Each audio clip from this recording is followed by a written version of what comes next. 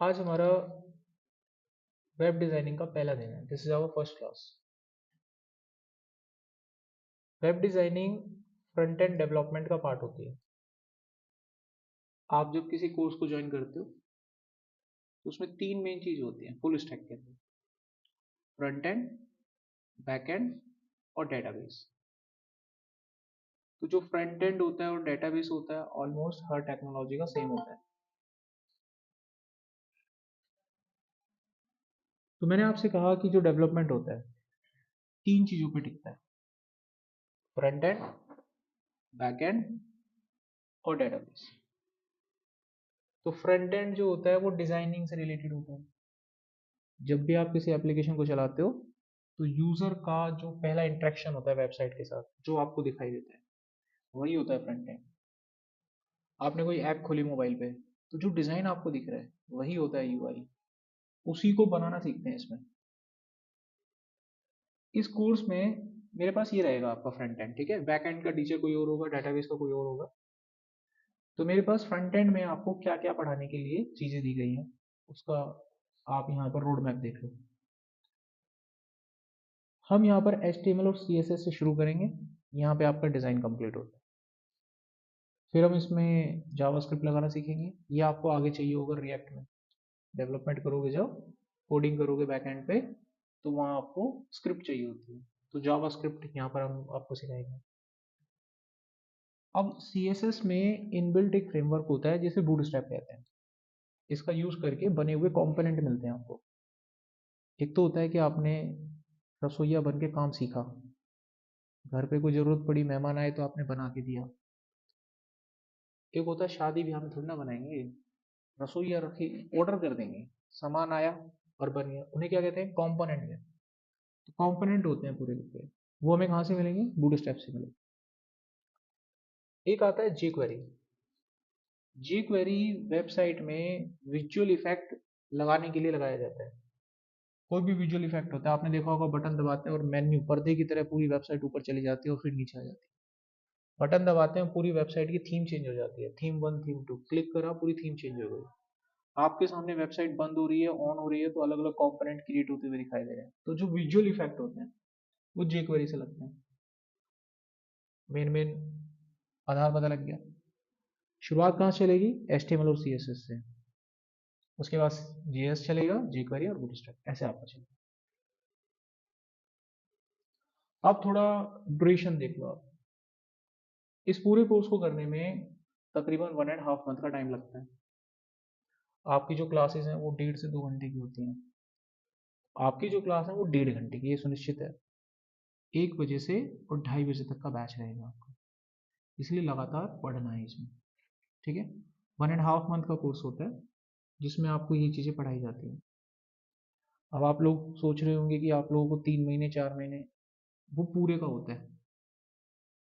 इसमें अभी रिएक्ट नहीं है, डेटाबेस नहीं है, आपका बैकएंड नहीं है। जब इन सबको मिलाते हैं तो वो 5 से 6 महीने का होता है। जब आप अपना बैकएंड पढ़ोगे तो 3 महीने का है वो। जब आप अपना रिएक्ट स्टार्ट करोगे तो 1.5 महीने का। तो कुल कितना हो गया? 6 महीना हो गया। और इसी के अंदर डाटाबेस में इंक्लूड होता है, तो टाइम और बढ़ता है बल्कि। समझ में आया बात? इसी में 4 महीने बिताओगे तो 2 साल 1.5 साल लगेगा। Got it? टाइम लाइन है सबका अपना। तो जब आप कोई कोर्स करोगे तो अपनी छुट्टियां उसी हिसाब से प्लान करो। आपने एक छुट्टी करी तो काफी कुछ निकल गया होगा। फिर वही है, डिपेंडेंसी रिकॉर्डिंग पे रह जाती है। रिकॉर्डिंग से भी आपको नॉलेज मिलेगा, इससे भी मिलेगा। फर्क पता है क्या है? जब आप कोई लाइव क्लास अटेंड करते हो ना तो आपको पता नहीं चलता 1.5 घंटा कहाँ बीत गया। लेकिन अगर आपको मैं 1.5 घंटे की 2-3 रिकॉर्डिंग दे दूं और खत्म नहीं होगी, 2 हफ्ते बीत जाएंगे तुम्हारे। बिलीव मी, ये मेन फर्क होता है। अगर आपने वो लाइव क्लास ली और उसकी रिकॉर्डिंग है तो आपके मन में एक भरोसा होता है, बीच बीच से कट कट कर जल्दी जल्दी देखूंगा, समझ में आ जाएगा। लेकिन अगर आपने कोई क्लास नहीं लिया और उसकी रिकॉर्डिंग देखते हो तो मन में फिर भी लगा रहता है। 1.5 घंटे का 3 घंटा तो लगेगा देखने में। टाइम निकालना मुश्किल हो जाता है। तो छुट्टियां इस हिसाब से मैनेज करें। ये ना सोचिए कि रिकॉर्डिंग है तो हो जाता है, ऐसा नहीं होता। सोचिए खाली, ऐसा होता नहीं है। बच्चा दोबारा से ही पढ़ता है रिकॉर्डिंग होने के बावजूद। टाइम वेस्ट होता है, ठीक है। स्टार्ट करें अब। चलो, तो सबसे पहले मैं स्टार्ट करूं, मैं आप लोगों से कोई कोई क्वेश्चन वोश्चन है तो आप पूछ लीजिए। HTML से शुरू होगा हमारा वेबसाइट। तो जो भी वेब पेज आप देखते हो ना, उसकी पूरी नींव HTML से टिकती है। HTML क्या होता है? हाइपर टेक्स्ट मार्कअप लैंग्वेज, इसकी फुल फॉर्म है ये। अब ये जो मार्कअप लैंग्वेज होती है ना, उनकी पहचान पता है क्या होती है? वो ये लैंग्वेजेस इस तरीके से ब्रैकेट्स में लिखी जाती हैं, इनको मार्कअप लैंग्वेज कहते हैं। कोई भी लैंग्वेज उठा लो मार्कअप आप, चाहे आप उठा लो XML,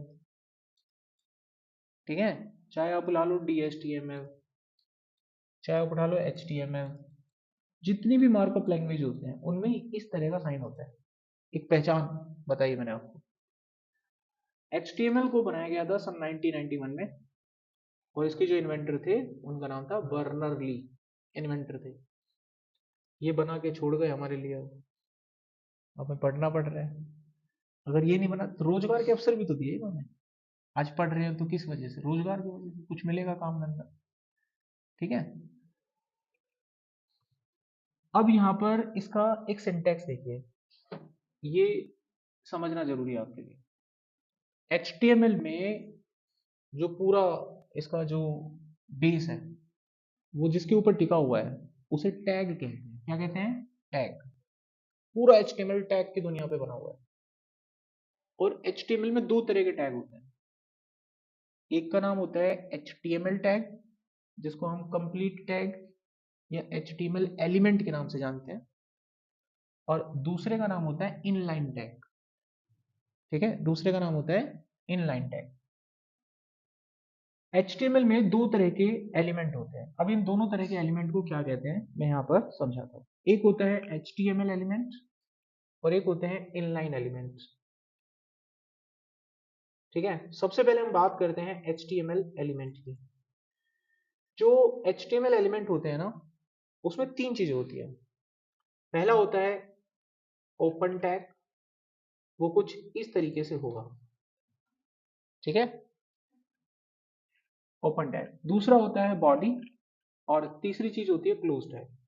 ये तीन चीज होती है। एक एग्जांपल, मान लीजिए कल को कोई हमें बोलता है एक पैराग्राफ बनाना है जी, तो HTML ने पैराग्राफ बनाने के लिए आपको टैग दिया हुआ है, तो उस टैग का नाम होगा P, ऐसे।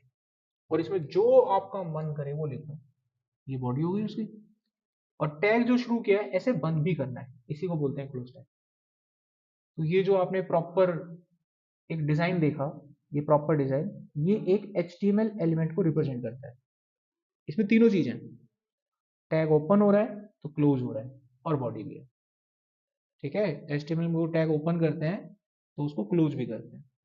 लेकिन कुछ ऐसे एक्सेप्शनल टैग हैं जिनको क्लोज नहीं करते, उनको हम लोग इनलाइन टैग के नाम से जानते हैं। इनलाइन टैग ऐसे में क्या होता है, सिर्फ वो ओपन होते हैं, there is no body, there are no body, इनकी बॉडी नहीं होती। एग्जाम्पल के रूप में, जैसे कि BR टैग, बस खत्म। ये क्या करेगा? न्यू लाइन देगा तुमको, इसको क्लोज नहीं करते।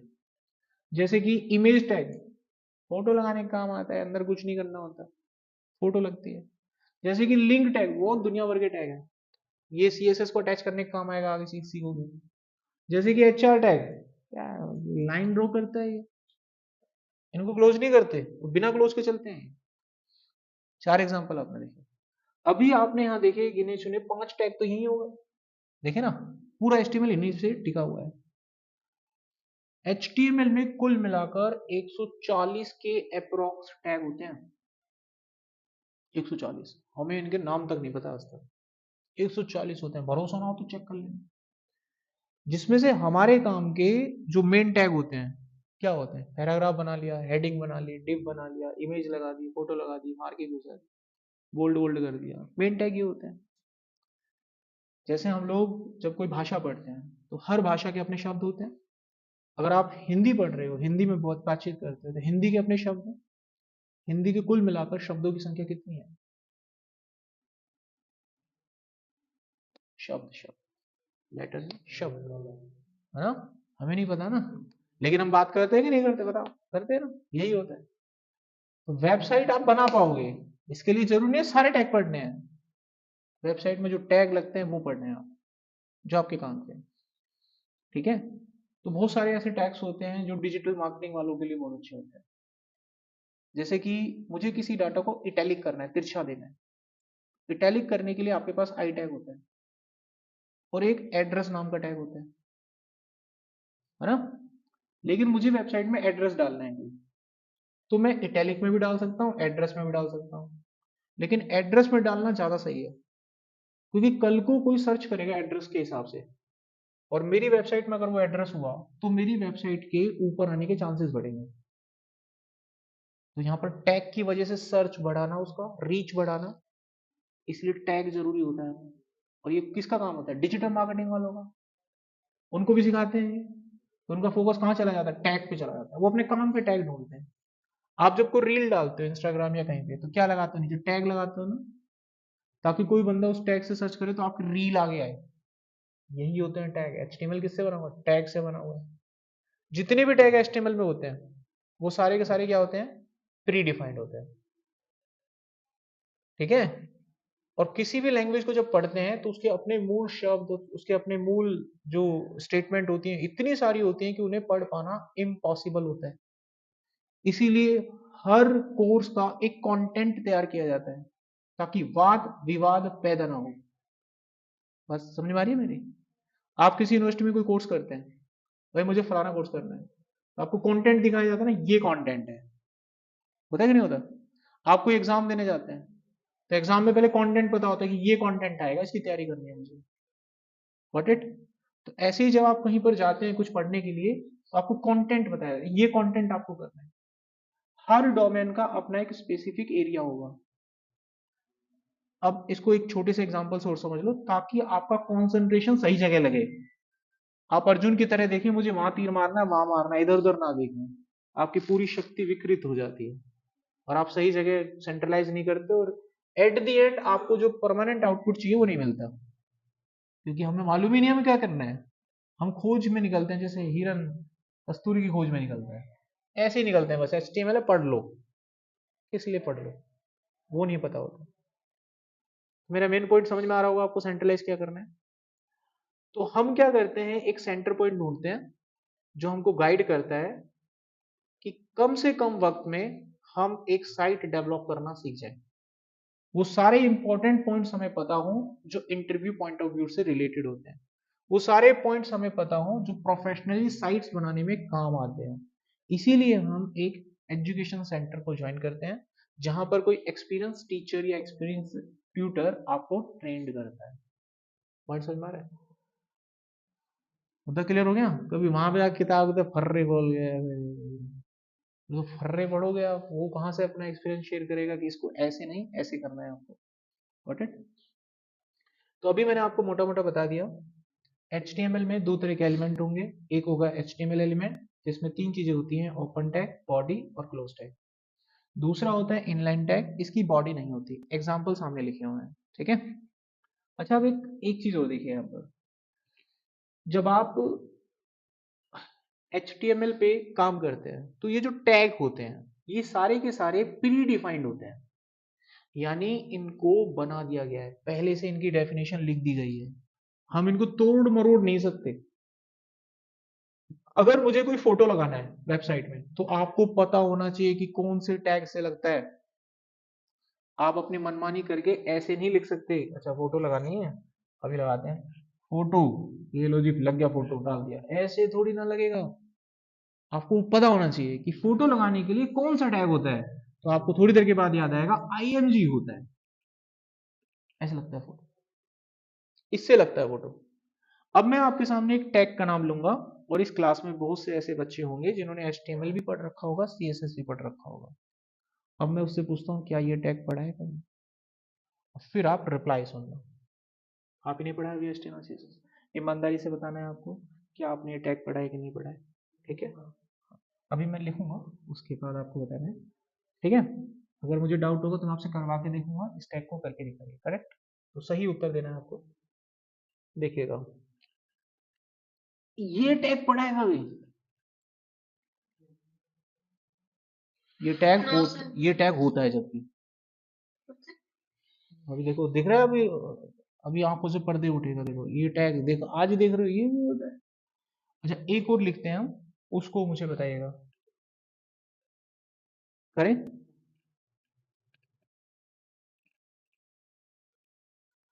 ये टैग पढ़ा है कभी ये टैग भी होता है अच्छा एक एग्जांपल ये मैं क्यों पूछ रहा हूँ इस क्लास में कुछ बच्चे हैं जो ऑलरेडी पढ़ चुके हैं आप लोगों की आंखें खुले मैं क्या कहना चाह रहा हूँ what is actual my message to all of you ठीक है अभी देखिए नेक्स्ट एक टैग और लेते हैं ये टैग पढ़ा है कभी अब आपकी जानकारी के लिए बताऊं आपके कंटेंट में है तीनों टैग आपके कोर्स में है ये तीनों टैग बट आपने नहीं पढ़े what is the message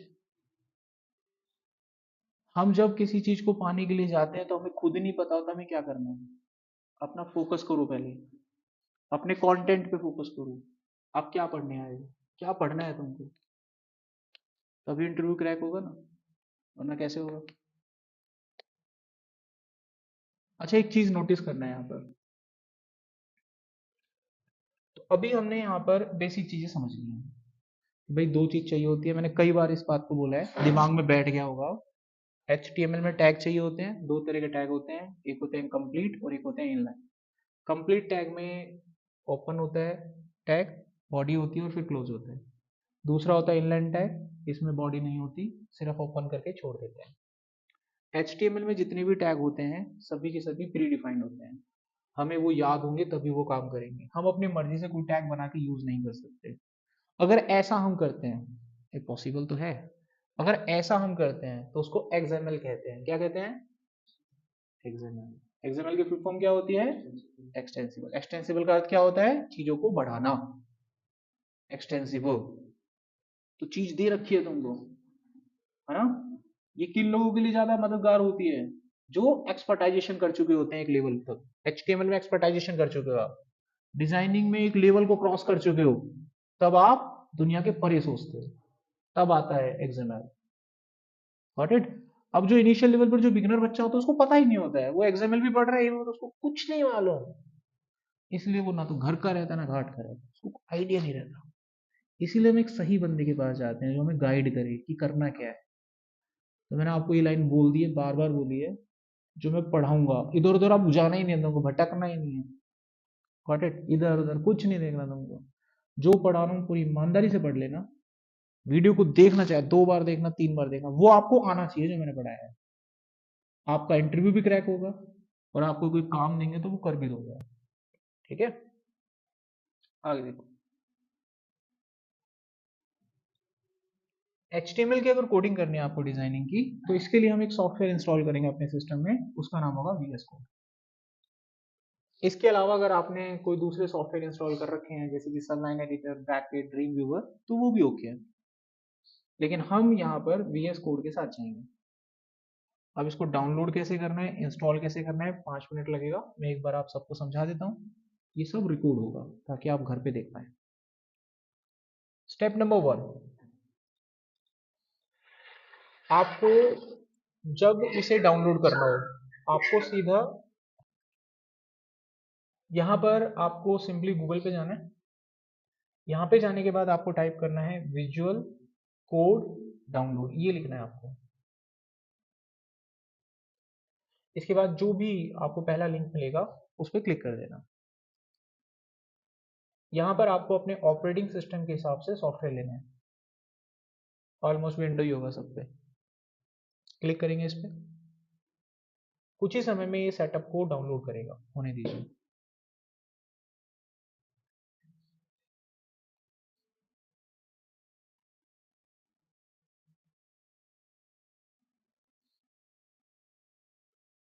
download होने के बाद जहां पर भी ये डाउनलोड हुआ है वहां पे चले जाना अब इसको इंस्टॉल करना है बस अब जितना आसान है इतना है नहीं है तो आसान लेकिन बच्चा ओवर कॉन्फिडेंट में कर देगा गलती अब स्टेप समझिए किस बात का ध्यान रखना है इंस्टॉल करते वक्त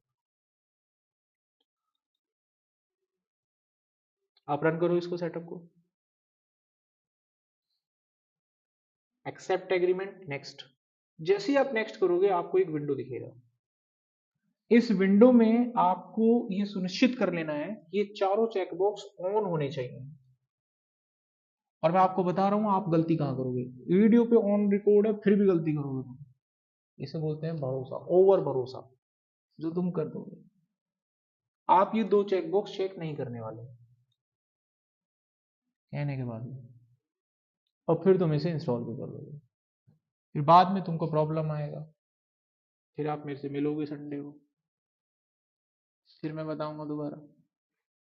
तो ये मत करना, जैसे ये गलती होगी तुमसे, ये दोनों चेकबॉक्स ऑन कर लेना। आपको ये सेटअप इंस्टॉल कर लेना है सॉफ्टवेयर। अभी हमको एक स्टूडेंट ने ज्वाइन किया है, मैं इनको सेटअप बता देता हूँ थोड़ा सा, 2 मिनट लेके। देखो जब आप इसको इंस्टॉल करोगे तो जो मैंने आपको मेन चीज बताई थी वो कर लेना है। वो चेकबॉक्स है ना, चारों ऑन करने हैं आपको, ठीक है। अब मान लेते हैं ये हो गया आपका इंस्टॉल। इंस्टॉल होने के बाद अब आपको इसमें कुछ सेटिंग करनी है, ठीक है। और इसको हाई प्रायोरिटी पे करना है, मतलब करनी ही करनी है। वो सेटिंग क्या करनी है और काम करने का तरीका क्या रहेगा वो भी देख लो। आपको अपने कंप्यूटर में सबसे पहले एक फोल्डर बनाना है। ये हमने फोल्डर बना लिया आज। इस फोल्डर में जाके आपको अपना VS कोड ओपन करना है। इस फोल्डर में जाके जब भी आप कोई वेबसाइट बनाए, कोई भी डिजाइन बनाए, तो डिजाइन आप एक फोल्डर के अंदर बनाएंगे, उसी में आपकी फाइलें बनेंगी। तो सबसे पहले फोल्डर बना लो और उस फोल्डर में जाके आपको यहाँ से VS कोड को ओपन करना है। अब ये जो ऑप्शन है ना, जो आप यहाँ पे देख पा रहे हैं, ये जो ऑप्शन है, ये ऑप्शन उन्हीं चेकबॉक्स की वजह से आ रहा है। आपने उनको चेक नहीं कर रखा होगा ना, यहाँ पे आके देखेंगे आई नहीं रहा, आई नहीं रहा, तो तुम अपने तरीके से खोलोगे उसको, फिर स्टक कर जाओगे। तो ये ऑप्शन उन्हीं की वजह से आता है, इसीलिए वो चारों चेकबॉक्स ऑन करवाए थे। इसको ऑन करते के साथ ही आपका VS कोड आपके इस फोल्डर से जुड़ जाएगा। जो भी फोल्डर है, देखो देखो ये आपका VS कोड आ गया, देखो फोल्डर आ गया यहाँ पे।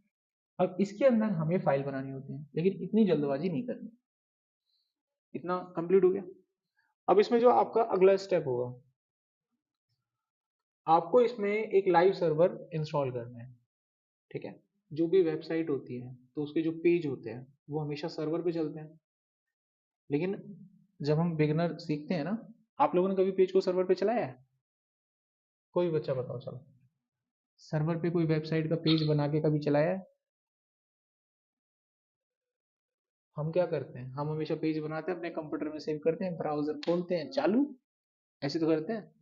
ब्राउजर खोलते हैं और चालू, नोटपैड पे कोडिंग किया, एक हेडिंग डाली, बनाया, .html करके सेव कर दिया, ओपन विद गूगल क्रोम, वो खुल गया। सर्वर कहाँ है यहाँ पे? Got it. सो हम जब काम करते हैं, प्रैक्टिस करते हैं, तो हमें रियल इन्वायरमेंट में काम करना होता है। जब हम स्कूल में पढ़ते हैं तो टेस्टिंग इन्वायरमेंट में काम करते हैं, लेकिन जब हम इंडस्ट्रियल ट्रेनिंग लेते हैं, कहीं कॉर्पोरेट ट्रेनिंग लेते हैं, तो वहाँ एक रियल इन्वायरमेंट क्रिएट किया जाता है। उसी के हिसाब से सॉफ्टवेयर क्रिएट होते हैं, उसी के हिसाब से सॉफ्टवेयर पे काम करना होता है।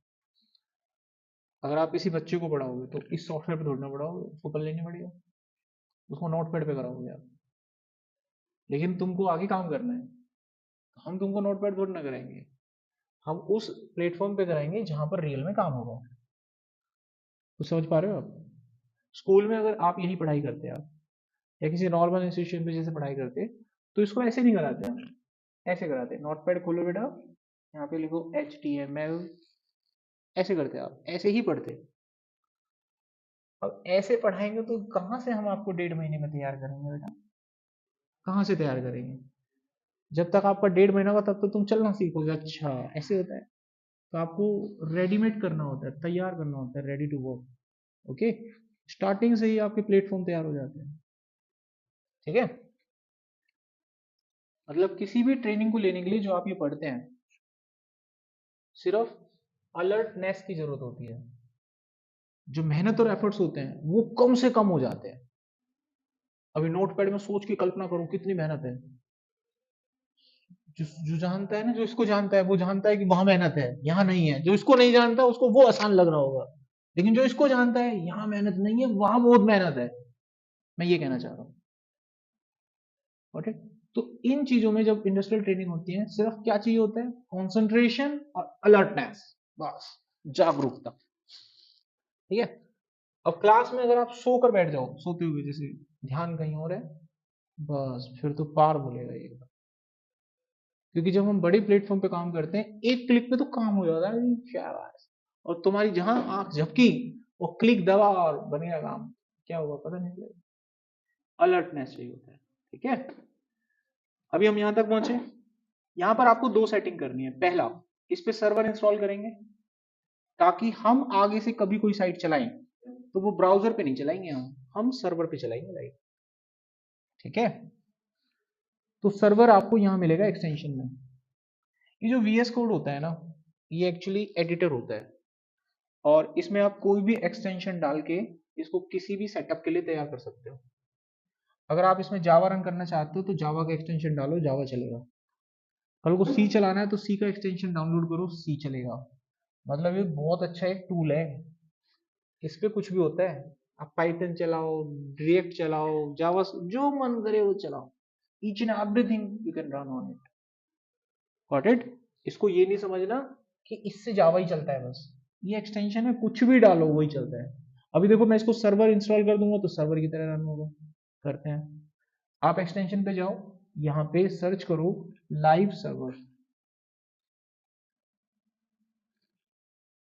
ये लाइव सर्वर आ गया। एक ही होता है लाइव सर्वर, बाकी तो सब देखो अलग है। ये चाइनीज माल है, नाम पढ़ लो ढंग से, बदले बदले दिख रहे हैं ना तो अलग है ये।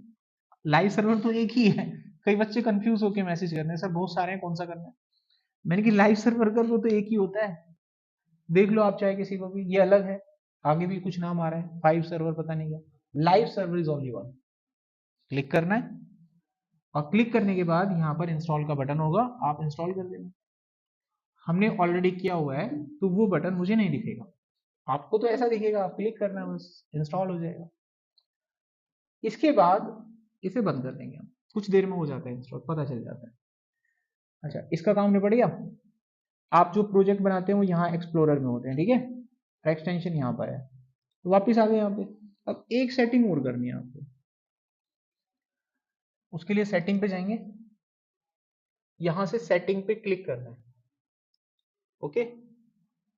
यहां सर्च बॉक्स में आपको टाइप करना है ऑटो। ठीक है। स्पेस देके फिर टाइप करना है सेव। आपको ये चीज यहाँ पे टाइप कर देनी है, ऑटो सेव टाइप कर देना। उसके बाद आपको यहाँ पर सेटिंग में ऑटो सेव का एक ऑप्शन दिखेगा, तो यहाँ पर हम इन 4-5 ऑप्शन में से ये दूसरा वाला ऑप्शन सेलेक्ट करेंगे। आप इसे कर लेना सिलेक्ट आफ्टर डिले। और नीचे एक टाइम डालने के लिए कहेगा, वो यहाँ देखो एक टाइम डालने के लिए कहेगा, तो यहाँ पर आपको एक टाइम भी डाल देना। सो 500 लिख लेना आप यहाँ पे। दो सेटिंग हो गई। ये दो सेटिंग हमने क्यों करी, आप में से कोई बताए। साथ के साथ ऑटोमेटिक सेव के लिए, ऑटोमेटिक सेव के लिए जब आप काम करोगे ना अपने एडिटर पे, तो अभी नोटपैड पे क्या होता था, आपको कंट्रोल एस करके सेव करना पड़ता था, फिर ब्राउजर में जाके ब्राउजर को फिर से रीस्टार्ट करना पड़ता था, तब जाके आपको डाटा दिखता था। लेकिन ऐसा करने से क्या होगा कि आप अपने विजुअल स्टूडियो पे जो काम करोगे, कुछ भी काम करोगे, वो अपने आप सेव होगा। और जब वो सेव होगा तो चल कहाँ रहा है, सर्वर पे, और सर्वर है लाइव, तो रिफ्रेश हो रहा है हर बार, और रिफ्रेश हो रहा है तो आपको लाइव दिखेगा। यूजर और वर्कस्पेस दोनों में करना है। दो ऑप्शन कहाँ पर आते हैं, ऊपर ही आ रहे हैं सर, ये नीचे यूजर और वर्कस्पेस। ऐसे लिखना है पहले, ऑटो यूजर पे करना है, खाली यूजर पे, इसी पे करना है। ठीक है, दो सेटिंग कर ली। वहां पर जो हमने 500 लिखा था उसका मतलब था आधा second. 1 second is equal to आपके 1000 मिली सेकेंड के बराबर होता है। तो वहां पर हमने 500 लिखा, इसका मतलब हुआ कि जब विजुअल कोड पे आप कुछ लिखेंगे, कोई कोडिंग करेंगे, तो आधे सेकंड के अंदर अंदर वो आपके सर्वर पे अपडेट हो जाएगा। तो आपको वो रिफ्लेक्शन आधे सेकंड के बाद सर्वर पे लाइव दिखेगा। आपको कुछ नहीं करना होगा, ना तो सेव करना है ना रिफ्रेश करना है। समझिए। अगर आप इस टाइम ड्यूरेशन को बढ़ाना चाहते हैं तो बढ़ा भी सकते हैं। जल्दी करना है सिर्फ तो 500 की जगह 100 लिख लो, सेकंड का 10वां हिस्सा। ठीक है, 1 सेकंड का मतलब 1000 मिली सेकंड, तो मिली सेकंड में वो जो अमाउंट है वो डाला जाता है। अभी हमने अपनी बेसिक रिक्वायरमेंट, अपनी जरूरतें पूरी कर ली है, ठीक है। इसके बाद इसको बंद करके एक बार और फिर चालू कर लेना, ताकि जो भी आपने सेटिंग वेटिंग करी है वो सब कॉन्फ़िगर हो जाए आपके सिस्टम में। अब एक बार फिर से चला लेते हैं इसको, यहाँ पे आप स्टार्ट कर लें। अब इसकी कोडिंग कैसे करनी है वो देखिए, ये हमने बनाया है यहाँ पे। अब इसकी कोडिंग करने के लिए मुझे इसमें एक पेज ऐड करना होगा, यहाँ प्लस पे क्लिक करके आप पेज ऐड कर सकते हैं, कोई भी नाम दे दो पेज को। तो मैं जो टैग आपको पढ़ाऊंगा उसी नाम से मैं फाइल को सेव कर दूंगा, ताकि जब मैं आपको कोड भेजूं तो फाइल के नाम से आपको पता चल जाए कि इसमें कौन सा टैग पढ़ाया गया है। ओके, चलिए स्टार्ट करते हैं। किसी भी वेबसाइट को बनाने के लिए ये 4 टैग सबसे इंपॉर्टेंट हैं। ये 4 टैग, सबसे पहला टैग है HTML, ये रूट टैग होता है, इसी के अंदर पेज बनेगा। दूसरा टैग होता है हेड, ये आपकी सारी एडिशनल जानकारी को कंटेन करके रखता है। वेबसाइट में 2 चीजें होती हैं, एक हेडर होता है, एक बॉडी होती है। तीसरा टैग होता है टाइटल, आपकी वेबसाइट का क्या नाम है ये हेड में लिखा होता है, तो टाइटल टैग कहां लिखोगे आप, हेड के अंदर लिखोगे। नेक्स्ट होता है बॉडी, जो भी वेबसाइट में डिजाइन होता है वो बॉडी के अंदर दिखाया जाता है, ये आपका मेन पेज होता है, आपका डिजाइन यहीं पे जाएगा। इसको बना लेते हैं। पेज लिया, 4 टैग बता रहा हूं तो चारों टैग के नाम ही लिख देता हूं, HTML, हेड, टाइटल, बॉडी, और डॉट लगा के HTML, ये आपकी फाइल का टाइप होता है कि हम HTML फाइल बना रहे हैं, डॉट HTML करके एंटर। इसको बंद कर देंगे, कोडिंग यहाँ चालू कर देंगे, ठीक है। तो मैंने लिखा HTML टैग शुरू और बंद, बन गया।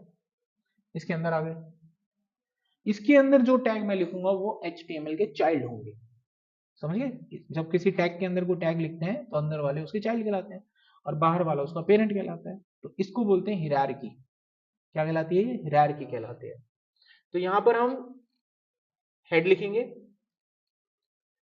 हेड के अंदर टाइटल होता है, आप जो भी नाम इसको देंगे वो आपके पेज का नाम कहलाएगा। और अब हम हेड के बाद बाहर बॉडी डिजाइन देंगे वहां पर, तो इसे बॉडी टैग में दिया जाएगा। अगर आप कोई टैग लिख रहे हैं तो आप सिर्फ टैग का नाम लिखें, बाकी काम इसका है अपने आप बंद बंद करने का, ठीक है। धीरे धीरे आपकी हैबिट हो जाएगी तो आप यूज करने लग जाओगे इसको कि कैसे यूज करते हैं, ठीक है। चीज बन गई। अब मुझे प्रैक्टिस करने के लिए कुछ लिखना है यहाँ पे, तो कीबोर्ड को तोड़ने से अच्छा है आप रैंडम टेक्स्ट जनरेट कर दो। तो यहाँ पर रैंडम टेक्स्ट जनरेट करने के लिए हमारे पास एक कीवर्ड होता है लॉरेम, लॉरेम। अब जितने नंबर ऑफ वर्ड्स आपको जनरेट करने हैं वो लिखो, जैसे मैंने 10 लिखा, ये मुझे 10 वर्ड जनरेट करके देगा। देखो आपकी कॉल है, आपको कितने चाहिए, 20, 50, 60, 100 नंबर लिखो, उतने वर्ड आ जाएंगे। वेबसाइट जब डिजाइन करते हैं तो आपको कुछ लिखना पड़ेगा ना, कीबोर्ड को तोड़ने से तो अच्छा है, गूगल पे कॉपी पेस्ट करके लाने से तो अच्छा है, बना के तो दे ही रहा है, दैट इज डमी। क्लाइंट जब डालना चाहेगा जब डाल देगा। गॉट इट, यहाँ तक पॉइंट। अब ये साइट बन गई, अब इसे रन करना है। तो रन करने से पहले क्या करूंगा, इस वाली फाइल को मैं यहाँ साइड में लगा लेता हूँ, इसे लगा लिया। अब इसका जो आउटपुट आएगा उसको यहाँ चला लिया। कई बच्चे इसके लिए कॉल करते हैं सर लगता कैसे है, तुम्हारे सामने लगा रहा हूँ, ये पकड़ा, यहाँ पे टका मारना है इसे। सच बता रहा हूँ, तुम्हें मैसेज दिखाऊंगा बच्चों की, अभी भी आएगा बताने के बाद भी, चलिए लगता कैसे है। तुम्हारे सामने ही लगा रहा हूँ, देखो इसको पकड़ के यहाँ पे टच करना है, जहाँ पे भी इसको कॉर्नर से पकड़ो हेडर से और साइड में लगा दो आप। रन करने के लिए राइट क्लिक करो और ओपन विद लाइव सर्वर। अब पेज तो यहाँ पे भी, मैं यहाँ से भी रन कर सकता हूँ, सर्वर का फीलिंग अलग होता है, सर्वर पे चलाएंगे हम इसे। ये मैंने यहाँ पे रन कर दिया, open with live server. Shortcut क्या होता है, Alt L O, Alt L O. उससे पहले एक चीज देखिएगा, जब आपने साइट को बनाया, जैसे इसका साइज छोटा हुआ तो डाटा इसमें आ नहीं रहा पूरा, तो हम इसको रैप करेंगे, टेक्स्ट को स्क्रीन में एडजस्ट करेंगे, इसको बोलते हैं टेक्स्ट रैप करना। तो टेक्स्ट को रैप करने का शॉर्टकट होता है alt Z, alt Z. Recording मिलेगा, सारे शॉर्टकट वॉर्टकट सब देख के आराम से कर लेना, ठीक है। ऑल्ट जेड हमने लगा दिया यहाँ पे। अब रन करने के लिए शॉर्टकट, रन करना है तो रन करने का तरीका मैंने बताया, इस पर क्लिक करो या फिर इसका शॉर्टकट होता है ऑल्ट लो, LO लो, ऑल्ट लो, गया, चला रहा है, सर्विस रन हो रही है आपकी। फर्स्ट टाइम चलाएंगे टाइम लगेगा थोड़ा सा, कॉन्फिडेंट में ले लेना, ये सिलेक्टेड है ना, सर्वर लाइव ऑल्ट लो, नहीं चल रहा है, चल रहा है, वो टाइम ले रहा है, स्टार्टिंग कर रहा है ना दिन, ये चल गया। अब देखो जो जो आपने बनाया क्या वो बना आपका, स्क्रीन पे देख लेते हैं सारा। मैंने जो पेज बनाया था उसके टाइटल में मैंने गूगल लिखा था, आ गया, और उसके डिजाइन में मैंने यही लिखा था, आ रहा है। अब इसको साइड में लगा लो, इसको भी ऐसे ही लगाते हैं, पकड़ के ऐसे मानना है, बाकी का ऐसे, अबे कहाँ गया? इसको यहाँ खुल जाए ऐसे, ठीक है, कुछ ज्यादा बड़ा नहीं है, बस पकड़ के आपको साइड में लगाना है, ऑटोमेटिकली वो लग जाता है। अब कोई बच्चा ऐसा हो जिसका ना लगे, ऑपरेटिंग सिस्टम का गड़बड़ होगा, ये मेरे पास विंडो 10 है, विंडो 10 में ये फीचर होता है, ऐसे लग जाता है। और कोई विंडो 7 या कुछ लगा के बैठा है, नहीं चलेगा, नहीं है उसमें फीचर नहीं होगा, फिर ऐसे हाथों से ही करना है, ऐसे लगा लगा के डिजाइन दे दे के ऐसे सेट करते रहना, ठीक है। विंडो 10 का फीचर है, वो लग जाता है। अगर किसी के पास और भी अच्छा विंडो, विंडो 11, तो माउस यहाँ ले जाना, आपको पूरी हायरार्की दिखा देगा, ऐसा बहुत अच्छे अच्छे डिजाइन दिखाएगा कहाँ लगाना है, जो क्लिक करना है वो कर देना। तो वो फीचर पे डिपेंड होता है, किसी के हाथ में जादू नहीं होता है, फीचर है, किसी के पास सॉफ्टवेयर इतना अच्छा है कि उसमें फीचर है, वो काम कर रहा है। यहां तक कोई सवाल किसी का क्लियर हो गया? अब ये लाइव है, लाइव कैसे है ये समझना है। देखो मैं यहां जो लिखूंगा लाइव चलेगा, ना तो मैं फाइल को सेव करूंगा ना रिफ्रेश, कुछ नहीं करूंगा। देखो हाय, मतलब मैं कोई डिजाइन बनाऊंगा तो लाइव देख पाऊंगा, कुछ नहीं करना होगा आपको, ठीक है। अच्छा दूसरी बात, जो HTML होता है, HTML एक ही भाषा समझता है और वो है टैग की भाषा, इसके अलावा इसको कुछ समझ नहीं आता। जैसे कि मैंने बहुत बार एंटर दिया, अब मैंने कुछ लिखा तो इसको पल्ले ही नहीं पड़ रहा है एंटर, वेबसाइट पे एंटर कहीं दूर दूर तक नहीं आया, क्योंकि इसको एंटर ऐसे समझ नहीं आता, इसको सिर्फ टैग की भाषा समझ में आती है। Got it? तो अगर आपको एंटर देना है तो आपको याद करना पड़ेगा कि एंटर देने के लिए कौन सा टैग है। ऐसा क्यों? क्योंकि HTML में सारे टैग प्री डिफाइंड है। XML थोड़ी ना जो अपनी मर्जी से लिख दिया एंटर, एंटर दे दो, एंटर थोड़ी ना देगा, प्री डिफाइंड है, आपको वो याद करने पड़ेंगे कि किस टैग से एंटर आता है, किससे फोटो चलती है, जैसी जरूरत होगी वो आप पढ़ते हो। जैसे मैंने अभी आपसे पूछा था ना, इमेज IMAG, कभी इनको जरूरत नहीं पड़ी, ना इन्होंने कोई सवाल करा, ना टीचर को जरूरत पड़ी, इन्होंने पढ़ा ही नहीं। हाँ, जिस दिन मैं कहूंगा ना एक फोटो बनानी है, ग्राफिक बनाना है, अब इनको पढ़ना पड़ेगा, क्योंकि बिना उसके तो आएगा ही नहीं, इनको पढ़ना पड़ेगा टैग, जरूरत के हिसाब से टैग पढ़ते हैं। इतना क्लियर हो गया हमारे पास? तो ये हमने अपना पहला बेसिक यहाँ पर क्रिएट कर लिया है। अब मैं आपको सर्वर का एक्सपीरियंस दिखाता हूँ कि सर्वर क्या होता है। ये वेबसाइट यहाँ चल रही है आपके ब्राउजर पे, ये हमें लग रहा है, लेकिन हकीकत में ये सर्वर पे चल रही है। किसी भी वेबसाइट को जब आप ओपन करते हो, देखो मैं आपको दिखाता हूँ, इस वेबसाइट को मैंने यहाँ पे ओपन किया, खुल गई ना, ये बंद थोड़ी ना होगी, मैं रिफ्रेश करूंगा तो हमेशा आएगा ये, बंद हो जाए तो बता दो ये कि सर रिफ्रेश करो अब ये नहीं चलेगा, ऐसा हो सकता है कभी? कभी नहीं हो सकता। ब्राउजर में जो है वो चलेगा, कौन रोक रहा है इसको, ठीक है। अब हम रोक के दिखाएंगे आपको सर्वर का, आप इंपॉर्टेंस देखिए सर्वर कैसे रिएक्ट करता है। मैंने इसको सर्वर पे चलाया, तो आखिरकार ये जो साइट है ये कहां चल रही है, सर्वर पे चल रही है। सर्वर का एड्रेस होता है, देखो आ रहा है एड्रेस, पोर्ट नंबर वगैरह सब आ रहा है, खुलती ब्राउजर में है, ओके, लेकिन ये चल सर्वर पर ही है। इससे क्या होगा, मैं इसको रिफ्रेश कर रहा हूं, डाटा आ रहा है, लेकिन अब नहीं आएगा, मैं रिफ्रेश करूंगा तो भी नहीं आएगा। अगर मैं इसका सर्वर बंद कर दूं, स्टॉप सर्वर कर दिया, वहां तो नहीं हो सकता था ना ऐसा, क्योंकि सर्वर पे चल ही नहीं रहा था। अब अगर मैंने इसको रिफ्रेश कर दिया, ये नहीं चलेगा, है तो पेज ही सेम पेज है, नहीं चल रहा।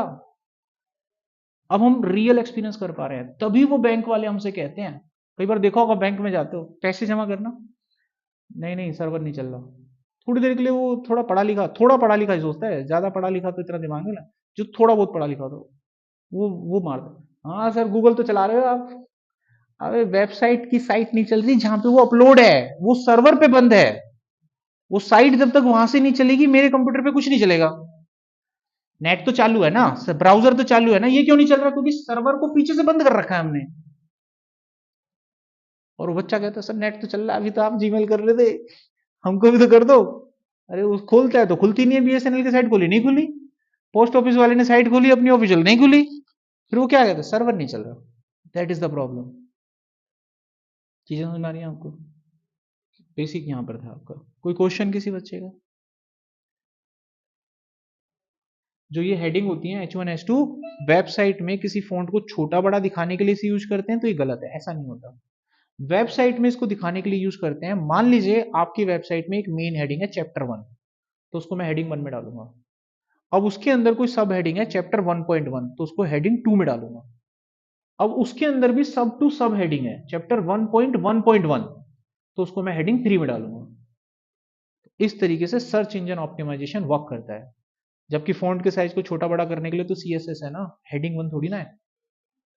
कुछ समझ में आ रही चीजें? आप इन हेडिंग का इस्तेमाल कैसे करोगे? आप कोई बड़ी वेबसाइट बना रहे हो, मेन टाइटल है आपका, हेडिंग 1 में डालेंगे। अब आपकी वेबसाइट में कोई भी जो उसकी टक्कर का ना हो, हेडिंग 1 यूज नहीं करेंगे। अब आप कुछ भी बनाएंगे वेबसाइट में, अब क्या यूज होना चाहिए? H2 यूज होना चाहिए। कुछ बातें क्लियर हो रही हैं? अभी मेन हेडिंग में H1, नीचे कुछ चल रहा है तो वो भी H1, उसके नीचे चल रहा है वो भी H1, लाल काला कर दिया। वो वेबसाइट ऐसी ही रहती है, ना तो वो इधर की ना उधर की, ना तो सर्च होता है। आप जब कोई डिजाइन बना के किसी को देते हैं, जो भी आपका टीएल होता है, टीएम होता है, वो आपके डिजाइन को रीड करता है, टेस्ट करता है, देखता है आपने किस तरीके से डिजाइन को बनाया है। कई बार पता है क्या होगा, आपको आपको कोई चीज बनाने के लिए कहेंगे, आप सारे बच्चे बनाओगे, बाहर आके कहोगे हमने तो बना दिया, वी आर सिलेक्टेड। लेकिन बच्चों को कॉल आती है एक या दो को, उसमें से 10 में से जो 8 लोग थे उन्होंने तो रायता फैलाया था साइड पे, बाकी 2 लोग थे जिन्होंने ठीक से काम किया था। वो वहीं से पता लगता है। ठीक है, आप साइट कैसे बना रहे हो, आपके कोड को देखता है वो, आपने अंदर करा क्या है।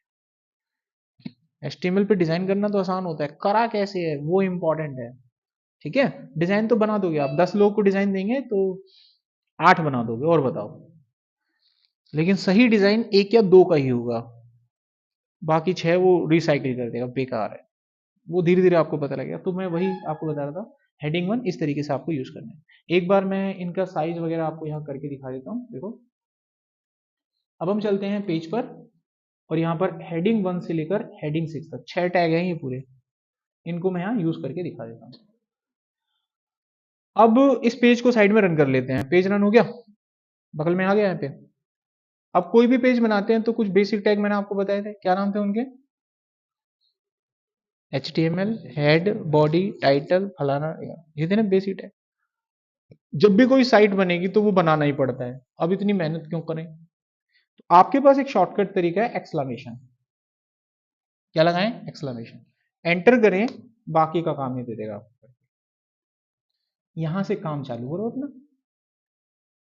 अरे ये बनाना ही तो था, कॉपी पेस्ट करके वहां से ला रहे थे, उसने कहा ठीक है तुम्हारा काम मैं आसान कर देता हूँ, लो मैं कर देता हूँ कॉपी पेस्ट। तो उसने आपके काम को आसान कर दिया, सिंपल। ठीक है, तो ये हम समझ चुके हैं, अब हम आगे बढ़ रहे हैं। अब इसके अंदर एक डॉक टाइप यहाँ यूज किया गया है, इसको समझ लो जरा। ये कुछ नए नए टैग इसने लगा दिए, क्योंकि ये हमारी तरह थोड़ी ना बना रहा है, ये प्रोफेशनल की तरह बना रहा है। इसने आपको डिजाइन बच्चों की तरह थोड़ी ना दिया है, हमने जो किया था वो HTML वाला बच्चों का डिजाइन था, इसने प्रो की तरह दिया। इसमें जो पहली लाइन होती है, ये रिप्रेजेंट करते हैं कि कल को आप इस पे बूट स्ट्रैप लगाओगे तो वो वैलिड होगी। बूट स्ट्रैप ट्विटर का एक प्रोडक्ट होता है जो CSS फ्रेमवर्क को दर्शाता है। बूटस्ट्रैप को ब्राउजर पे जब रन किया जाता है, और हम चाहते हैं कि हर ब्राउजर हमारी बूटस्ट्रैप को कंपैटिबल करे, उसको रन करे, दिक्कत ना आए कोई, तो वेबसाइट में बूटस्ट्रैप को इंप्लीमेंट करने के लिए ये टैग ऊपर होना चाहिए, जिसका नाम आप ऊपर देख रहे हैं। इसने पहले से दे दिया हमें लगा के। अभी फिलहाल हम वेबसाइट में बूटस्ट्रैप यूज नहीं कर रहे हैं, अगर मैं डिलीट भी करूंगा तो मेरे को कोई फर्क नहीं पड़ेगा। लेकिन अगर ये लगा हुआ है तो भी फर्क नहीं पड़ रहा है, तो मिटाएं क्यों, जब फर्क पड़ ही नहीं रहा है। मतलब हमें मालूम होना चाहिए ये क्यों था। ठीक है, देख लिया। उसके बाद नीचे आता है HTML में लैंग्वेज इंग्लिश। ये एक सिर्फ एक स्पेसिफिक मोड होता है जो कि डिफॉल्ट होता है, हर HTML में लिखा होता है, जो कि हमें दिखाई नहीं देता। ये बताता है कि HTML की जब आप टाइपिंग करते हैं, जो कोड ब्राउजर को आप देते हैं, उसकी जो लैंग्वेज है वो इंग्लिश है, EN is for the English language. आप जब टाइप करते हो, कुछ भी लिखते हो, इंग्लिश में लिखते हो, उर्दू फारसी में तो नहीं लिखते, तो ब्राउजर किस में उसको एक्सेप्ट करता है? इंग्लिश में एक्सेप्ट करता है। अब इंग्लिश, जैसे आपने इंग्लिश की हम बात करें, अपने कंट्री पे आ जाते हैं जरा। यूएसए में क्या भी बोली जाती है? इंग्लिश। यूके में इंग्लिश। ऐसी बहुत सारी कंट्रीज हैं इंग्लिश बोली जाती है, लेकिन हर इंग्लिश की जो एसेंट होते हैं वो अलग अलग होते हैं। वही सेम चीज आप यूके में बोलते हो तो अलग तरीके से बोली जाती है, और वही सेम चीज आप यूएसए में बोलते हो अलग तरीके से बोली जाती है, और उसको लिखा भी अलग तरीके से जाता है। इनको हम क्या बोलते हैं? फॉन्ट। क्या कहलाते हैं वो? फॉन्ट। फॉन्ट क्या होते हैं? फॉन्ट तय करते हैं कि how many letters are there, how many letters are there, and what they actually required, उनको किस चीज की जरूरत है, वो फॉन्ट होते हैं। ऐसी जो आप यहाँ इंग्लिश लगा रहे हो ना, तो जो कंप्यूटर है, कंप्यूटर में भी इंग्लिश को एक्सेप्ट करने के लिए बहुत सारे कैरेक्टर सेट बना दिए हैं। फॉन्ट में कैरेक्टर सेट होते हैं। आप हिंदी बोलते हो तो हिंदी के अपने फॉन्ट है ना, कैरेक्टर सेट है कि नहीं है? इसमें होते नहीं है, एन आर आकाम इमली, बोलते कि नहीं बोलते, क्या कबूतर क्या खरगोश। इंग्लिश बोलते हो तो उसके भी शब्द होते कि नहीं होते हैं? उर्दू पढ़ोगे तो उसके भी शब्द होते हैं। ऐसे इंग्लिश के भी हैं, इंग्लिश बहुत सारी हैं, तो उनके कैरेक्टर सेट होते हैं। तो यहां पर क्या लिखा हुआ है? UTF-8, ये उस फॉन्ट का नाम है। UTF-8, UTF-16, UTF-32। तो ये किसको सपोर्ट कर रहा है? UTF-8 को। इसका मतलब कल को कोई अगर इसमें अजीबो गरीब सा फॉन्ट आ गया ना जो UTF-8 में नहीं होता, ये एरर दे देगा। ये क्या दे देगा? एरर दे देगा। अब जैसे आपको हिंदी आती है ना, समझ में आती है ना, अभी मैं कोई हिंदी का ऐसा शब्द बोल दूं जो तुम्हारे सिस्टम में नहीं है, तुम एरर दे दोगे। अब इसको कैसे पता चलता है? मैं कुछ टाइप कर रहा हूं तो इसको पढ़ना है वो। मैंने लिखा कंप्यूटर, तो इसको कैसे समझ में आता है? मैंने कंप्यूटर दबाया, मैंने सी लिखा है, मैंने ओ लिखा है, मैंने एम लिखा है। वो करेक्टर सेट से पता लगता है, उसके पास एक एक लेटर की जानकारी है वहां पे, वो करेक्टर सेट से पता लगता है, इसलिए वो लिखा हुआ है।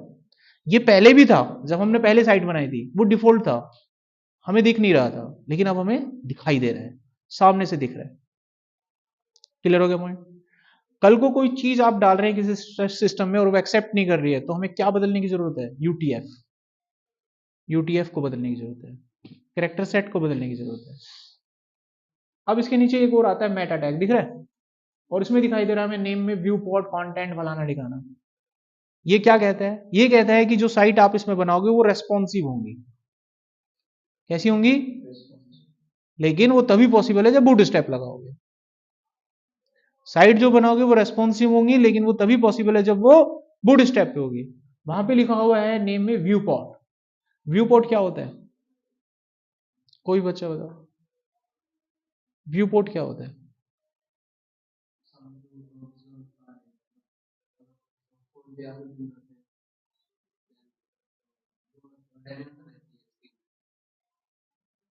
काफी हद तक है, लेकिन अब एक बात तुमको सबको समझ में आ गया इन्होंने क्या कहा?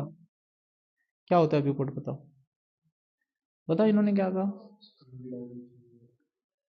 समझाओ मेरे को। आपको समझ में आ गया क्या कह रहा है? अभी देखो मैं समझाने की कोशिश करता हूँ, काफी हद तक सही है, लेकिन तो टीचर और स्टूडेंट में फर्क होना चाहिए। अब मैं समझाता हूँ आपको, देखिए सही सही समझाई, लेकिन अब मैं समझाता हूँ उससे समझ में आए। ये आपको पेज दिख रहा है? दिख रहा है पेज? देखिए पेज है, मैंने इस पेज में एक डिव बना दिया, बना दिया। कल कोई पेज छोटा करूंगा मैं, तो मेरा डिव कट जाएगा। और डिव तो बड़ा सारा है, पेज को छोटा करूंगा तो डिव तो कट जाएगा ना। तो जब मैं पेज को छोटा करूंगा तो डिव जो है मेरा कट जाएगा और ये पार चला जाएगा इधर। हाँ, व्यू पोर्ट पता है क्या है? व्यू पोर्ट का मतलब होता है जो मैं वेबसाइट में यहां देख रहा हूं स्क्रीन पे, जो मुझे यहां दिखाई दे, पेज के ऊपर दिखाई दे, चाहे पेज छोटा हो बड़ा हो कुछ भी हो, वो मुझे व्यू पोर्ट पे दिखेगा। वो मुझे कहां दिखेगा? व्यू पोर्ट पे। इसकी हमें जरूरत कब पड़ती है? जब हम किसी साइट को रेस्पॉन्सिव बनाते हैं। जब हम किसी साइट को क्या बनाते हैं? रेस्पॉन्सिव, तब हमें इसकी जरूरत पड़ती है। कोई वेबसाइट आपने बनाई, डेस्कटॉप पे खोली, सब कुछ दिख रहा है, लेकिन जब उसको मोबाइल पे खोलोगे तो कटना थोड़ी ना चाहिए, सारे बॉक्स अपने आप से अरेंज होके व्यू पोर्ट पे आ जाए। रेस्पॉन्स देखते हो नहीं देखते हो? अलग लेआउट खुलता है, उसमें अलग लेआउट खुलता है। इसको कंपेटिबल इसकी वजह से किया जाता है, व्यू पोर्ट की वजह से। तो जो आपको पेज पे दिखाई दे रहा है उसे हम क्या कहते हैं? व्यू पोर्ट कहते हैं। क्लियर हो गया पॉइंट यहाँ तक? अब देखो इसको लगाने से कितनी सारी चीजें क्लियर हो गई। हाँ, कौन पढ़ रहा है इनको, क्या मकसद था? Got it? अब आगे बढ़े यहाँ पर नेक्स्ट पॉइंट पे। देखो अब यहाँ पे मुझे काम करना है, हेडिंग आपको सिखानी है, तो मैंने लिखा हेडिंग 1 और यहाँ पर मैंने लिखा इंट्रोडक्शन। तो वहां आपको पेज पे एक बड़ी सी हेडिंग दिखाई देगी, दिख रही है? इसको मैं नॉर्मल साइज ले जाता हूँ। आ गया इंट्रोडक्शन। अब इसके नीचे मैं कुछ लिख देता हूँ पैराग्राफ बना के। तो इसमें मैं आपको क्या क्या सिखा रहा हूँ वो लिख देता हूँ। हेडिंग 1 भी बता रहा हूँ और पैराग्राफ भी बता ही रहा हूँ। ठीक है, अब मैं इसके नीचे पैराग्राफ में कुछ लिखना चाहता हूँ, तो मैंने ये लिख दिया यहाँ पे।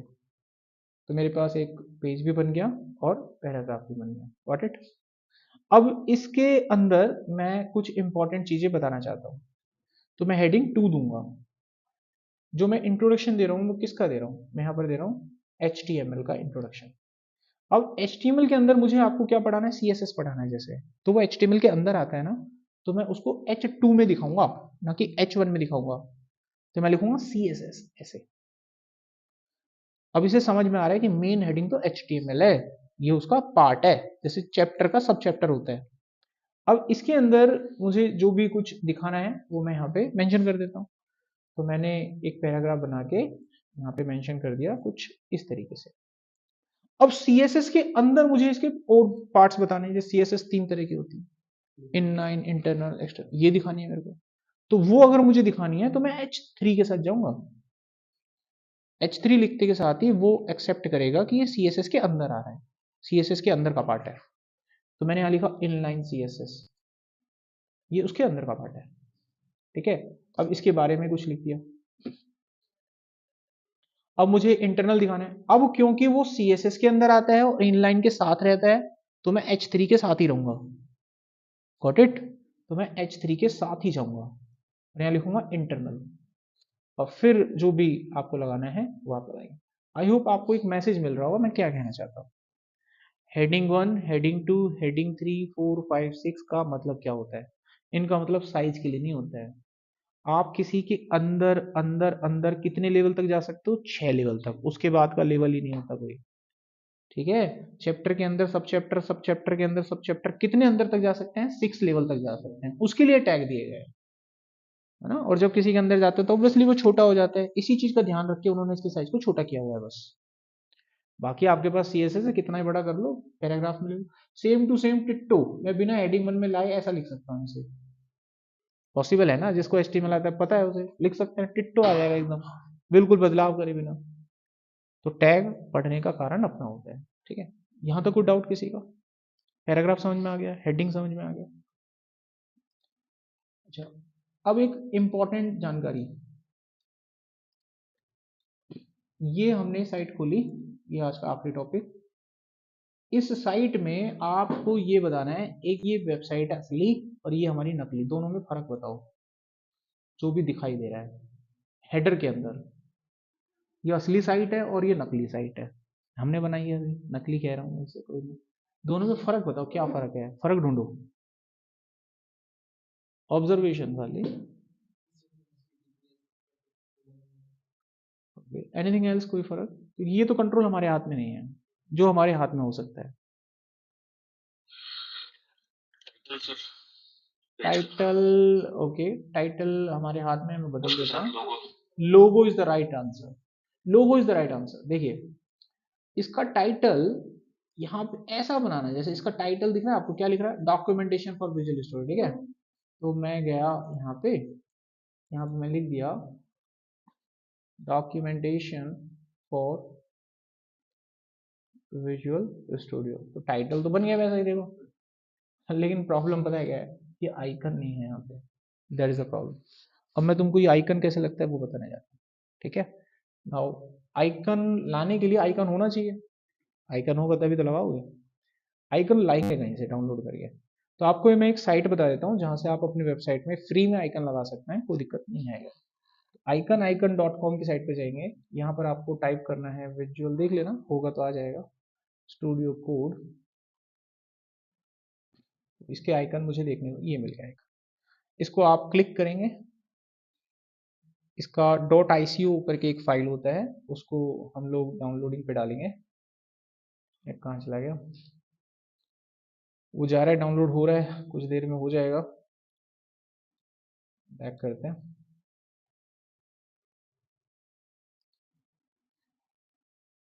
कहाँ ले जा रहे हैं मुझे,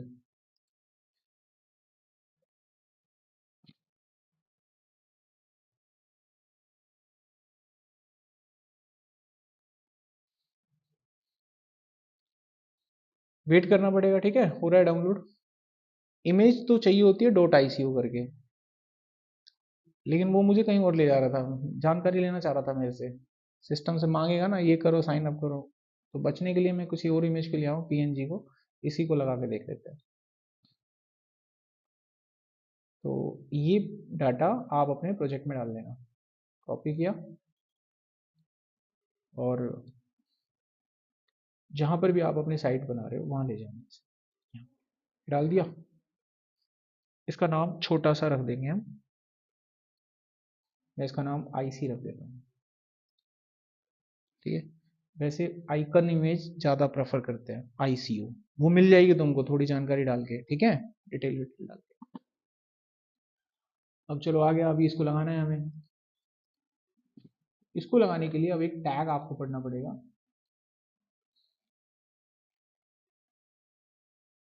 ये सेम वेबसाइट बगल में हमने बनाई, रन भी कर दी। यहाँ आ जाओ हेड में, यहाँ पे, ठीक है।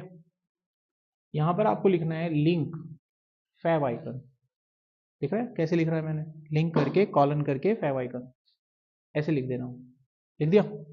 अब इस HREF में आपको उस फाइल का नाम बताना है। देखो ICO फाइल वैसे वो मांगता है, लेकिन अब काम चला रहे हैं हम दूसरी फाइल से, उसका नाम लिखना है आपको। उसका नाम IC करके था, आ गया, डाल दो। देखो समझ में आया बात,